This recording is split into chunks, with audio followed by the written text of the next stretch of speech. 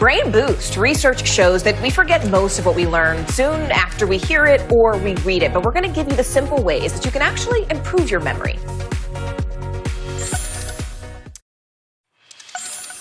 So as humans, we are constantly being exposed to new information, but how much of it do we actually retain? Research shows that we forget around 50% of what we learn within an hour, 75% within a day, and 90% within a week. So without reinforcement, even the most compelling ideas can quickly fade from memory.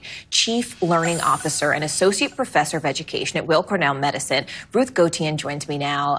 She is the author of The Success Factor, Developing the Mindset and Skill Set for Peak Business Performance.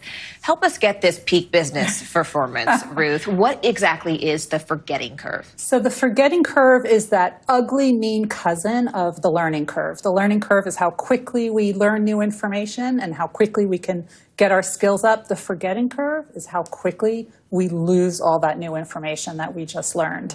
And there's been research 150 years that's telling us it's pretty bad. We lose information very, very quickly. Are there types of people who are more susceptible to this, either conditionally? I remember, for example, after I was pregnant, I was shocked after my brain could not retain. I thought something, I didn't know it was a thing. The brain fog. Right? So are there conditions or types of people who are susceptible to this? Well, I think what it is that we have information overload. So we have cognitive overload right now. How often do we have 3 screens in front of us? We're watching something on television, we have our laptop in front of us, and then we have our phone, and the information is just being thrown at us at 1,000,000 miles a minute.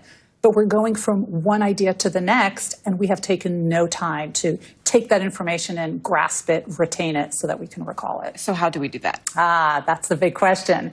So very often we get that information in, but we don't give ourselves the time to process it. And what happens is there's something called the banking theory that started by Paulo Freire. Information gets pulled in, it gets deposited into our brain, but we're never told what account to put it in. So think of this big pile of paper on your desk. That's what's happening in your brain. So how do you recall it? As soon as you learn something new, figure out, what surprised me here? How can I relate this to what I do now? How can I put this into practice? You want to write it down, those 3 points that you just learned, write it down in your own words. Think how you can put it into your own practice. And then, and this is the part that most people don't do, they do the reflection, they don't take the action. Apply it. Apply your new knowledge into your work, into your life, and then repeat. Can you give me an example? What does it look like to apply something new and tailor it to your own sort of experience? So let's say that you just learned a new piece of information, right? And this is coming at us on social media at 1,000,000 miles a minute. Okay, so I just learned how to make my natural curls last. Beautiful. Okay. All right. So you have this information. How do you get your natural curls to last? Think about it. When do I need to use this information? How do I use it? And now use it on your own curls to get them to last. Now you've done it through experiential learning, it will stick. You'll know what to do next time. How do we help kids do this? So with kids, you really need to show by example, right? And if you're starting to do that, have them apply it right away. They're going to learn on their own.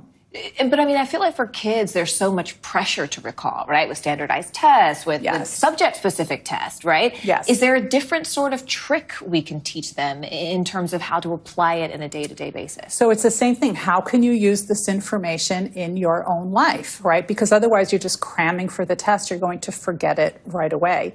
But if you're learning something new, well, what can we learn from this experience? What can we learn from this history lesson? What can we learn from this math example? What can we learn from this literature example?